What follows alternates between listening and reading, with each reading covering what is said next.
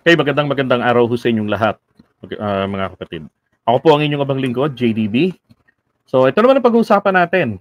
Extradition po, dyan po kay Kibuloy. Again, kahapon sa pagdepensa naman uli ng budget ng Department of Justice, eto hong taga Makabayan Block or Kamatayan Block na si Brosas, nagtanong ho rito kay Congressman Jill Bongalon. Sabi niya, ayon sa DOJ, nako, sabi ko, uy, DOJ na to. Sabi ko, okay to baka lumabas na ang extradition request mula sa US para kay Kibuloy. And take note, hindi ba sinasabi ni Kibuloy ay huwag ninyo akong, ang gusto ko bigyan ako ng garantiya ng Pangulo, ng Estado, na ako ay hindi ibibigay sa mga Amerikano sa pamamagitan ng extraordinary rendition.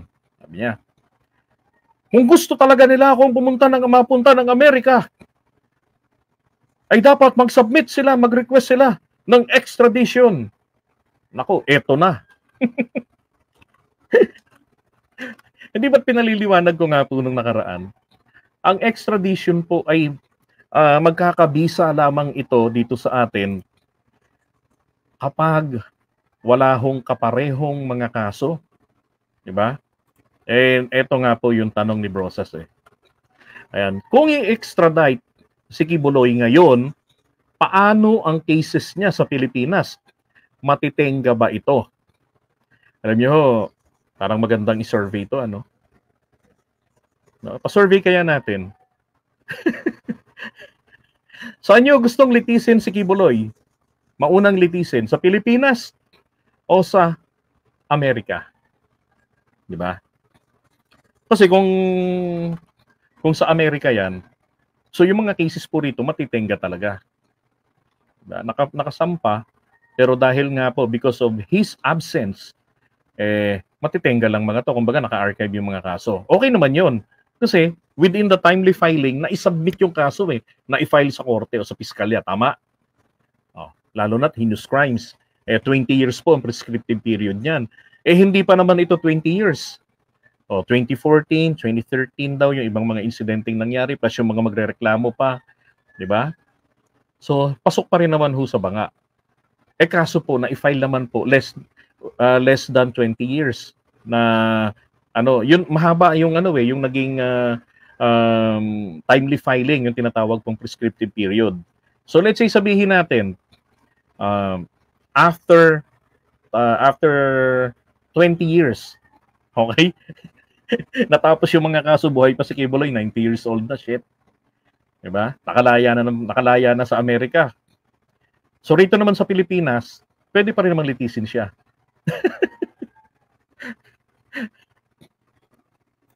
Okay, sure. Diba?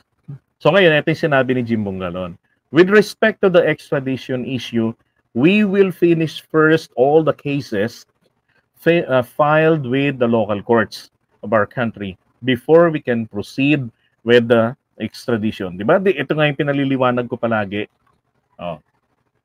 For the record, there's no official request from the US government with respect to the extradition.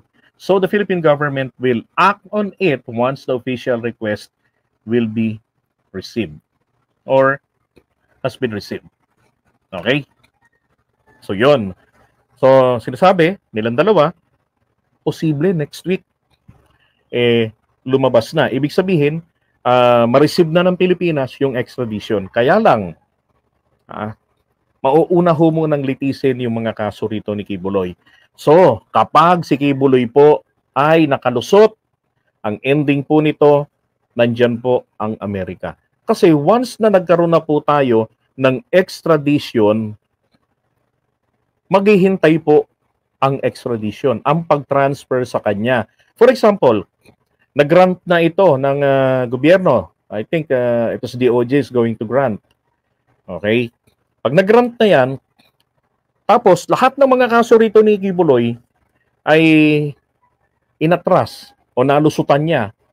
Hindi na nagpakita yung mga complainants, nagbago yung isip, umatras na sila, 'di ba? Naawa sa kanya or what? Ang mangyayari po dyan, ililipat naman po siya sa Amerika para managot. So wala na ho, hindi na ho niya masisilip ang KOJC. Okay, yun na po. Tapos, ano ba yung parusa ron sa mga kaso laban sa kanya sa Amerika? Lahat po yun, pagdudusahan niya. Papaano ngayon kung isa-isa po yung mga kaso na yun, di ba? Na bawa nahatulan na siya sa ganitong kaso, ilan ho yung mga kaso nun? Marami-rami rin yung mga kaso na yun eh. Yung haharapin niya sa Amerika. Oh. Ito yung mga kaso niya eh. Sex trafficking by force, 'di ba? Ito yung mga inuuto niya ng mga members na pagka kayo nabarurot, virgin pa rin kayo at ang tumira sa inyo ay ang Espiritu Santo. Blasphemy, fraud and coercion, and sex trafficking of children. Fraud and coercion and sex trafficking of children, yun yung isa pa sa mga kaso. Sex trafficking by force. Alam niyo ho, kapag dating po sa sex offenders ang Amerika, napakahigpit diyan. 'Di ba? Napakahigpit. Tapos yung sex trafficking by force, fraud and coercion, conspiracy and bulk cash smuggling. And then, diba, ilan yung mga haharapin yung mga parusa diyan? Hindi ko alam kung ilan mga penalty diyan, pero Diyos ko, ang bibigat, lalo yung mga kaso ng mga rape. Diba, yung mga sex trafficking. Bigat. So, ilang taon yung bubunuin niya? Baka diyan na nga siya mamatay sa loob ng kulungan. Diba? So, mangyayari po, yung sinasabi nga ni Panelo na pag-uusap nila ni Kibuloy na nakahanda na ako. Saan ako dalhin ang Ama? Dinamay na naman ng Diyos. Di ba? Bakit niya sinabi yon? Kasi napapahiya na siya eh. Sinasabi niya na siya ay katulad nga ni Kristo, di ba? Na siya ay appointed son of God. Na ang level niya ay parang katulad mo kay Kristo. Tapos ngayon, inihahalin tulad nila siya sa bayani. Tapos inihahalin tulad rin siya kay Jesucristo. Anak ng baka naman, oo. Diba? That's the fear. Diba? Na kung siya nga naman ay magagrant ng rito sa Pilipinas, hospital arrest, baka po makatakas. Tama po kayo doon. Dapat nga sa Amerika na. Kaya lang, sabihin man natin pong medyo masakit yan, pero kasabihan nga po sa legal Latin maxim na dura lex sed lex. The law may be harsh, but it is still the law. So uunahin po ritong litisin muna yung mga kaso ni Apollo Kibuloy. Okay? Tapos saka po, pag nalitis na siya rito, so kulong na, di ba? So yung pagkakakulong niya rito ay mapupunta naman siya sa Amerika para litisin. Yun naman po ay maiko-consider na yun na bahagi na rin po ng pagkakakulong niya. Kasi sentensyado siya, deprived na siya sa kanyang kalayaan, nagkataon may mga kaso siyang hinaharap, kailangan i-transfer siya doon. Isa pa, meron tayong treaty sa Amerika. At yun po yung nakakapangamba rito kapag naagaw ng mga Duterte ang kapangyarihan kay PBBM. Kasi pwede nilang baliwalain na yung treaty. Tandaan nyo, sa legislative department po natin, ang pagpasok sa isang treaty with foreign country, yan po ay solamenteng kapangyarihan ng presidente. Pero, kailangan naman po ay may pagsang-ayon ng legislative department. However, pagkakalas na siya sa isang treaty, katulad nung ginawa ni Duterte doon sa Visiting Forces Agreement, di ba? Noong panahon ng pandemic, dahil hindi binigyan ng visa si Bato de la Rosa na makapasok ng Amerika. Ang ginawa niya ay kumakalas na siya sa Visiting Forces Agreement. Tapos, ito pang isang international agreement din, yung ICC. Kumalas din siya. Wala pong nagawa ang Kongreso at ang Senado dyan. Puro iyak lang ang ginawa nila. At hindi nakapagsalita dyan ang Korte Suprema.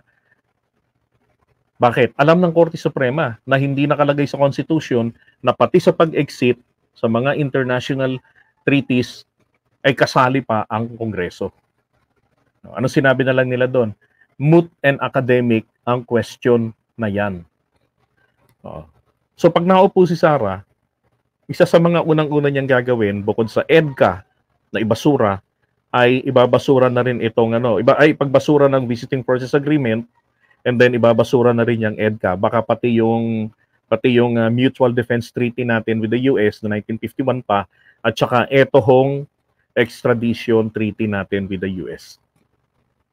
Diba? So, kapag na-absuelto yung mga kaso rito ni Kibuloy, ang mangyayari niyan, laya na po si Kibuloy. Wala ng US, o kailangan ng US mag-effort kidnapin si Kibuloy rito. Nakailangan siyang protektahan naman ng gobyerno ng Pilipinas. So kung si Sara ay may 400 mahigit na mga gwardiya na provided ng gobyerno at binabayaran ng taong bayan, nako, asahan mo na rin kay Kibuloy. Di ba? No. Kakaroon ng yan. Totoo naman na may private armies yan eh. Sipin mo na lang anong ginagawa ng mga baril. Pastor ka, may collection ka ng armas. Alam mo naman ang baril, pampatay ng tao. Hindi mo naman pwedeng sabihin, pampatay mo ng demonyo yan. Di ba? Nagsuko, pero may mga nakatago pa raw, base sa inventory. Di ba? Yun ho ang nakakatakot dito. Yari ho yung mga nagsampa ng kaso kay Kibuloy kapag naupo ang Duterte. Okay? Alright, so iwan muna natin ito. At let's pray na mag-grant ng Pilipinas ang extradition request ng Amerika para pagkatapos ng mga kasong ito, ma-dismiss man ng mga yan, dahil ang totoo, ako po ay kabado talaga dyan sa bagay na yan, nandyan po ang Amerika na